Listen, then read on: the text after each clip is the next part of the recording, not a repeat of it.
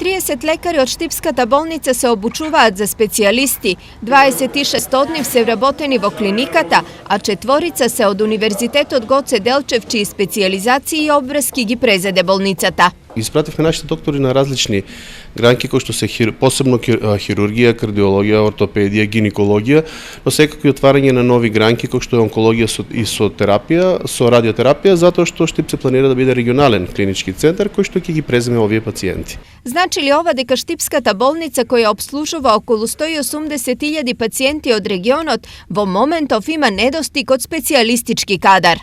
Не може да се рече недостиг на специјализанти, повеќе е тоа развојна потреба. Значи, постојано нашата болница ги зголема своите можности и со тоа и понуди, така да колку е поголем бројот на докторите, ние можеме да понудиме не само повеќе услуги, него и по различен вид на услуги. Специјализацијата на лекарите трае од 4 до 6 години, пошто тие се враќаат во работа во Штипската клиничка болница.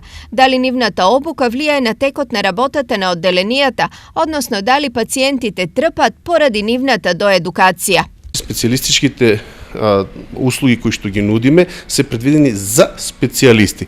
Што значи со самото вработување самите доктори не потполнуваат некоја дупка која што е во моментот, туку автоматски мораме да ги испратиме на специјализација за да кога ќе се вратат ја завршат работата каде што специјализирале. Така да не се јавува некоја дупка со тоа што се испратиле доктор на специјализација. Инаку, освен Штипската, 2 лекари на специјализација има испратено и Кочанската болница, која со недостиг на специјалисти се соочува веќе подолг период.